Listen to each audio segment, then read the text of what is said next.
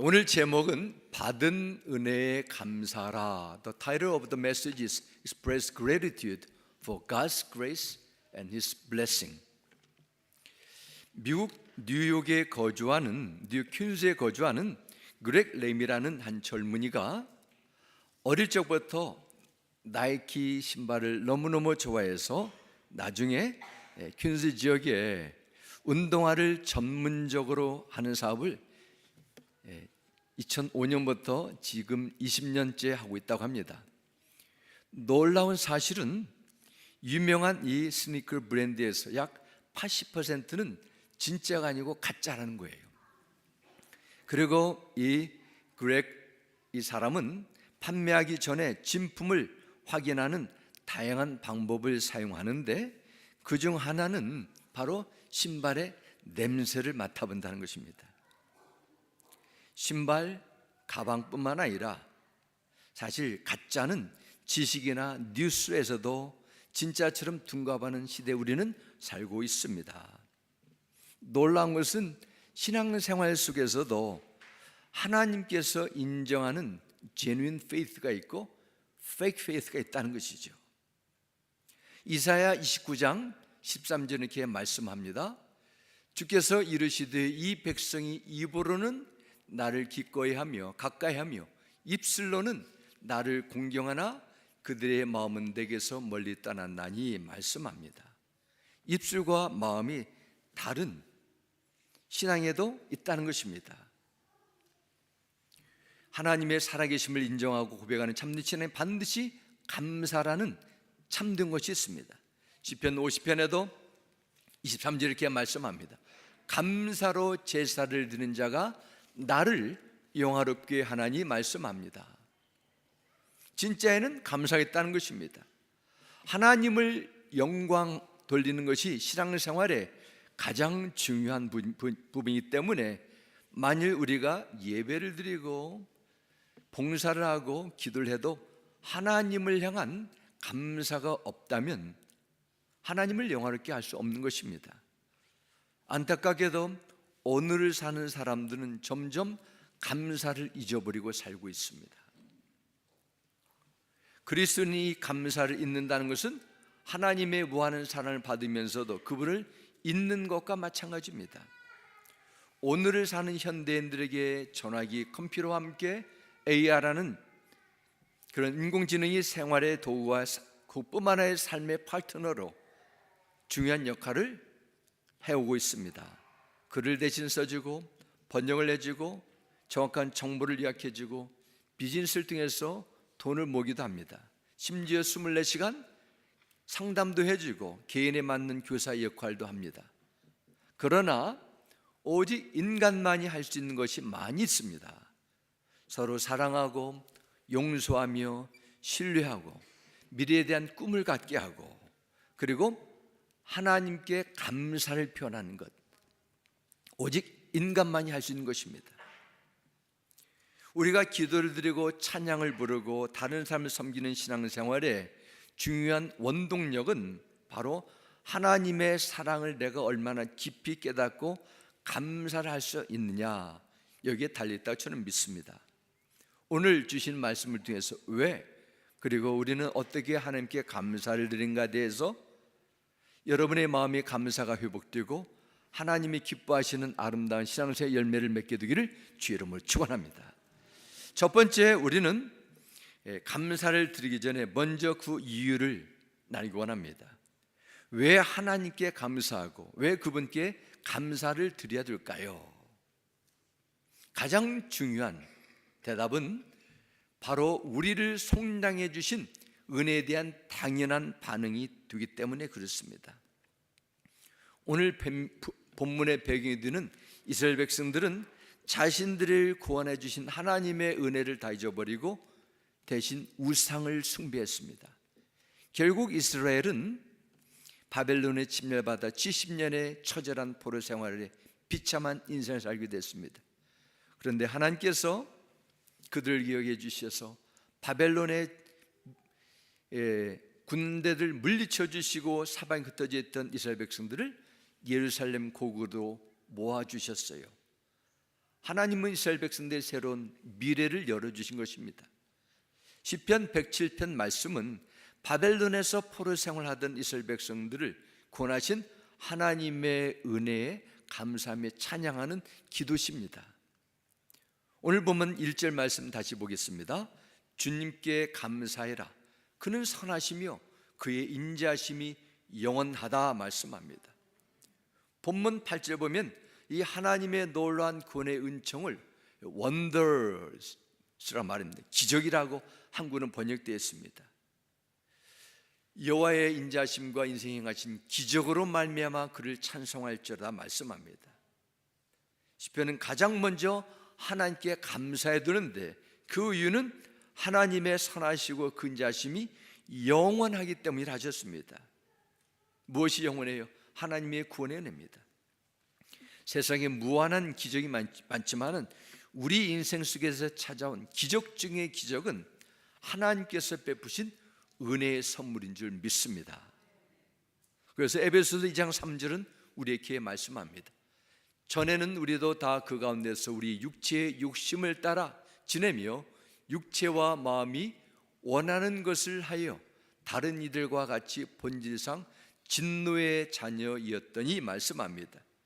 여기서 여러분 본질상 진노의 자녀에 대해서 함께 보겠습니다. 본질상 진노의 자녀라는 뜻은 모든 인생은 결국 하나님과 죄로 인해서 분리된 관계로 인해서 저주를 받고 죽음 이후에도 영원한 심판을 피할 수밖에 없는 운명에 처했다는 것입니다. 인간은 스스로 하나님을 알 수 있는 지식도 없을 뿐더러 하나님의 말씀을 듣고 순종하고 싶은 마음도 없었습니다. 뿐만 아니라 이 세상을 조종하고 통치하는 거짓의 영 사탄은 사람들이 진리 가운데 살지 못하도록 그들의 마음과 생각과 눈과 귀를 다 막아버렸습니다. 그래서 시편 49편 8절은 인간이 하나님을 알 수 없는 상태를 이렇게 기록합니다. 그들의 생명을 속량하는 값이 너무 엄청나서 영원히 마련하지 못할 것임이라 말씀합니다. 과거의 죄의 노예를 살면서 지금 모든 죄의 값은 우리의 힘으로 하나님 앞에 갚을 수 없습니다. 이 세상 살다가 때가 되어 죽게 되면은 하나님의 무서운 진노만 기다릴 뿐입니다. 그런데 하나님께서 어떻게 하셨어요? 어떤 행하셨습니까? 에베소서 2장 5절은 이렇게 말씀합니다. 허물로 죽은 우리를 그리스도와 함께 살리셨고 너희가 은혜로 구원을 얻은 것이라 말씀합니다. 하나님께서 여러분을 죽음과 저주 가운데 살리시고 이 위에서 죄가 없으신 완전한 하나님이신 예수 그리스도를 이 땅에 보내주셨습니다. 예수 그리스도를 마음에 영접하는 믿음을 보시고 우리의 죄를 용서하시고 생명을 살리셨다 하셨습니다. 뿐만 아니라 우리를 하나님 앞에 존귀한 자녀로 불러주셨어요. 우리의 신분이 마귀의 자녀에서 하나님의 자녀로 달라졌어요. 그리고 목말랐던 우리 인생을 영원히 목마르지 않는 생명의 말씀으로 채워주셨어요. 이러한 놀라운 하늘의 복을 받게 된 것은 온전히 예수 그리스도의 희생과 십자가의 공로라는 것입니다. 사망의 권세에 속한 우리를 어둠에서 빛으로 사탄의 권세에서 하나님 나라로 옮겨진 그 놀란 생명의 권위의 은혜가 얼마나 크고 놀랍습니까? 그래서 기적 중에 기적입니다. 그런데 많은 그리스도인들이 이 하나님의 은혜를 다 잊어버렸어요. 나의 행복, 나의 욕망, 나의 욕심을 채워 나의 성공만을 위해 열심히 달려갑니다. 그러나 성경에 보면 인간의 불행은 감사함을 잊어버린 데 시작해요. 하나님이 주신 기쁨을 떠나는 것은 감사일고 몸에서 나오는 원망과 불평에 빠지기 때문입니다. 그래서 시편 103편 2절은 우리에게 말씀합니다.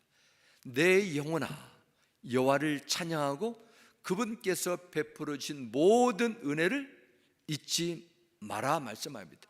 Do not forget what God has given to you. 우리는 죄와 사망에서 나를 건져주시 구원해 주신 하나님의 은혜를 절대로 잊으면 안 됩니다. 감사는 머리로만 이해하고 마음으로 느끼는 것으로 끝나서는 안 됩니다. 감사는 하나님을 향한 그 마음을 구체적으로 드러내야 돼요. 표현해야 됩니다. 그러면 하나님께 어떻게 감사를 드릴 수 있는가? 자, 오늘 시간 두 가지로 나누겠습니다. 첫 번째는 우리가 하나님께 감사를 여러분의 입술로 감사를 고백하시기 바랍니다.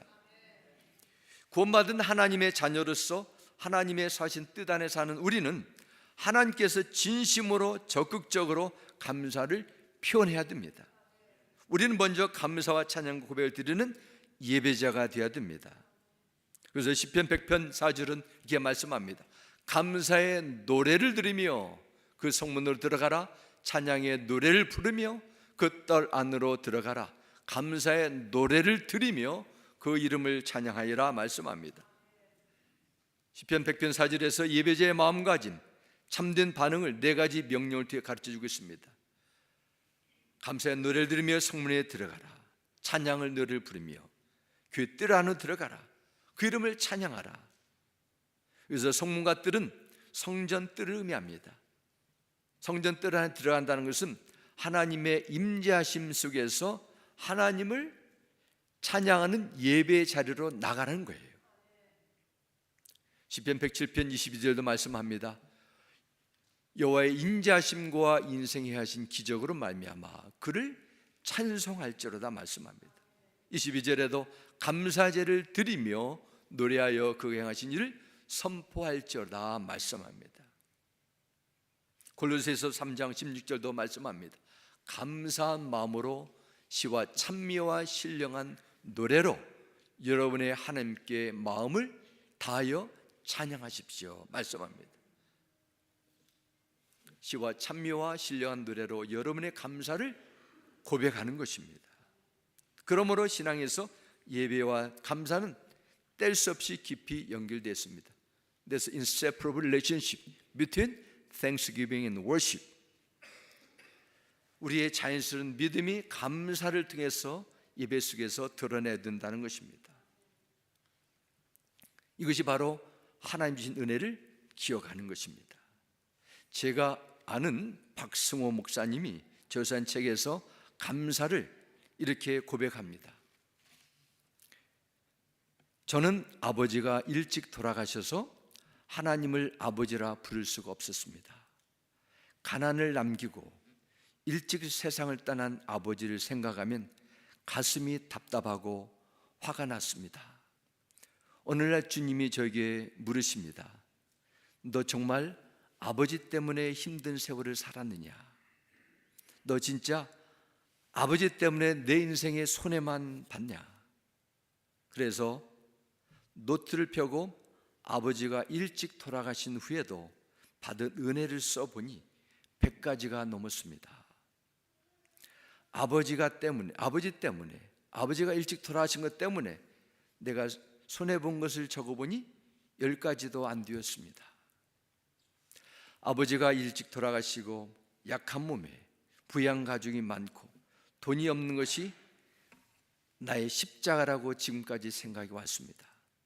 그러나 하나님께서는 그 멍해가 있었기에 오늘 내가 있는 것이 아니냐 말씀하셨고, 내가 당한 아픔과 문제만 보지 않고 하나님께서 행하신 일들에 집중했을 때 내 마음속이 풀리며 치유가 일어났습니다.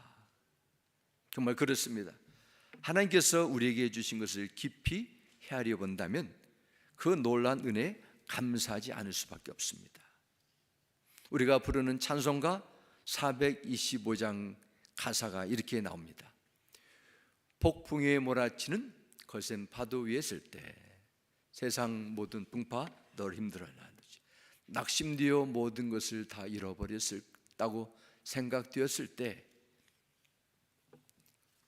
당신이 받은 많은 축복들을 세어보세요. 내려주신 주의 복을 세어라. 하나하나 짚어가면서, 그러면 주님께서 베풀어 주신 것들이 당신을 놀라게 할 것입니다. 주의 크신 복을 내가 알리라. 세상 풍파 속에서 내 뜻대로 안 되고 일이 꼬이고 꼬일 때 기도해도 응답이 나타나지 않는 상황을 만납니다. 그때 지난 날을 되돌아보며 하나님이 내게 주신 주의 복을 세어보시기 바랍니다. 왜냐하면 하나님께서 우리 인생 속에서 베풀어 주신 주의 크신 복이 수없이 많이 있는데 잊어버리고 살았다는 것을 발견하기 때문입니다. 과거 주의 종노릇하며 우리를 구원하셔서 하나님의 백성 삼으시고 빛 가운데 살게 하신 게 얼마나 큰 은혜예요. 기적 중에 기적입니까? 우리가 살아서 숨쉬고 여기와 예배 드린 것이 기적입니다. 우리 삶의 모든 것이 하나님의 은혜예요. 찬송대 여러분, 하나님의 은혜를 여러분 받았다면 기억하시고 그 감격의 은혜를 회복하시기 바랍니다. 범사에 감사하시기 바랍니다. 힘들 때일수록 더 감사 제목을 찾으시는데 집중하시기 바랍니다. 그러면 하나님께서 여러분과 함께 하신 일을 발견하게 될 줄 믿습니다. 두 번째, 우리는 어떻게 감사해야 되는가? 두 번째는 첫 열배를 하나님께 드림으로 감사해야 됩니다. 하나님께 드리는 예물은 죄와 사망의 권세에서 나를 구원하신 은혜의 생생한 증거라, 이렇게도 말할 수 있습니다. 출애굽기 23장 15절 16절 말씀 보면 이렇게 기록합니다. 너는 무교절을 지켜라. 내 앞에 나오는 사람은 빈손으로 와서는 안 된다. 너는 내 밭에 심어놓은 곡식의 첫 열매를 가지고 맥주절을 지켜라 말씀합니다. 히브리인들, 이스라엘 백성들은 봄에는 밀과 보리를 추수하는 맥주절, 가을에는 포도와 올리브 오일을 추수하는 추수감사절 두 번을 지켰습니다. 이런 절기를 지킬 때 하나님은 왜 빈손으로 나오지 말라 말씀하십니까? 다시 말씀드리면 베푸신 하나님의 사랑 은혜를 기억하며 감사를 생각만 하지 말고 실제적으로 표현하라는 것입니다. 그래서 신명기 26장 9절부터 10절은 이렇게 말씀합니다. 주께서 우리를 이곳으로 인도하셔서 이 땅 곧 젖과 꿀이 흐르는 땅을 우리에게 주셨습니다. 주님, 주께서 내게 주신 땅의 첫 열매를 내가 여기에 가져왔습니다. 그리고 너희는 그것을 주 너희 하나님 앞에 놓고 주 너희 하나님께 경배 드리고 말씀합니다. 여기서 10절에서 첫 열매라는 것은 가장 먼저 익은 최고의 열매를 말합니다. 그러면 첫 열매를 하나님께 드린다, 무슨 뜻일까요? 이것은 내가 쓰다 남아 드리는 짜투리가 아니라 먼저 나의 가장 소중하고 아끼는 것, 그리고 하나님께 최선의 마음을 담아 드리라는 말씀입니다. 그러면은 하나님은 온 우주 만물을 지으시고 소유하신 부족한 게 전혀 없으신 하나님께서 왜 소산물의 첫 열매를 우리에게 요구하셨습니까? 왜 그러셨을까요? 그것은 그 열매에 담긴 열매를 드리는 자의 마음을 받고 싶어 하기 때문입니다. 하나님을 가장 사랑하고 존경하는 마음은 첫 열매를 드림으로 나타나게 되어 있습니다. 먼저 드릴 때 우리의 영혼을 구원하신 데에 대한 감사합니다. 나의 모든 것이 나의 능력과 노력으로 얻은 소유물이 아니라 하나님께서 은혜 주셔서 얻게 되었다는 것에 대한 감사의 고백이기 때문입니다. 감사의 생생한 나의 간증입니다. 예물이. 그래서 신명기 26장 11절도 말씀합니다. 레위 사람과 너희 가운데서 사는 외국 사람들과 함께 주 너희 하나님이 너희와 너희 집안에 주신 온갖 좋은 것을 누려라 말씀합니다. 우리뿐만 아니라 우리 주에 있는 다른 사람들과 함께 감사를 나누는 것입니다. 왜냐하면 우리도 나그네처럼 세상에서 약한 자, 가난한 자, 고통을 당하는 자, 이방인처럼 살았습니다. 따라서 하나님께서 우리에게 주신 복과 은혜를 그런 사람들과 더불어 나누라는 거예요. 정말 그렇습니다. 어느 누구도 혼자 신앙생활을 할 수 없습니다. 오늘 나 한 사람이 있기까지 수많은 사람이 여러분을 도와 섬겼습니다. 나는 그런 사람들의 헌신과 사랑과 수고의 열매예요. 하나님께 감사 예물을 드린 것이 당연한 것처럼 나의 영적 생명을 위해 수고한 삶과 은혜를 나누는 것도 마땅하다는 것입니다. 사랑하는 여러분, 여러분이 예수 그리스도 안에서 영생을 선물로 받으셨음을 믿으신다면 사랑의 빛이 있음을 인정하고 기억하시기 바랍니다. 여러분이 하나님 아들 예수 그리스도 안에서 용서의 구원의 선물을 알지 못한 분이 여기 계신다면 오늘 여러분에게 영원한 생명의 구원을 주시러 오신 예수 그리스도를 입으로 시인하시고 마음으로 영접하시기 바랍니다. 하나님 앞에 죄를 고백하시고 예수 그리스도만이 하나님께서 보내신 생명의 구원자가 되시고 나의 주인 되심을 믿으신다면 하나님께서 구원의 은혜를 주실 줄 믿습니다. 하나님께서 여러분을 먼저 부르지 않으셨다면, 하나님의 은혜가 없다면 우리는 이 자리에 없었습니다. 여러분을 지금까지 지켜주셨고 합력하여 손을 이루며 오늘까지 인도해 주셨어요. 그러므로 여러분은 하나님 앞에 참된 사랑과 감사를 늘 실제적으로 구체적으로 드러내시기 바랍니다. 하나님 감사합니다. 이런 감사의 고백으로 하루를 시작하시기 바랍니다. 일주일 중 가장 귀한 주의 날을 구별해서 일주일의 첫날을 감사함으로 예배를 드리시기 바랍니다. 여러분이 마음이 하나님으로부터 받은 은혜와 사랑에 대한 감사 기쁨이 회복될 줄 믿습니다. 그네가 충만하게 되기를 주 예수 이름으로 축원합니다. 아멘. 우리 함께 기도하겠습니다. Let's pray. 좋으신 아버지 하나님, 무한한 하나님의 생명의 구원, 이 세상이 어떤 것으로 바꿀 수 없고 살 수 없는 영혼의 구원을 받았음에도 우리는 감사보다도 육의 욕망, 세상의 것을 위해서, 잠시 있다 사라질 것을 위해서 살면서 원망과 불평, 만족하지 못하고 가진 것을 더 추구하고자 하는 그런 인생을 살지는 않았습니까? 성령 하나님, 우리의 마음을 새롭게 하여 주시고 감사와 기쁨이 넘치는 작은 천국이 되도록, 성령의 열매가 나도록 진리의 말씀으로, 하나님의 사랑으로 우리의 영을 채워 주옵소서. 예수님 이름으로 감사드렸습니다. 아멘.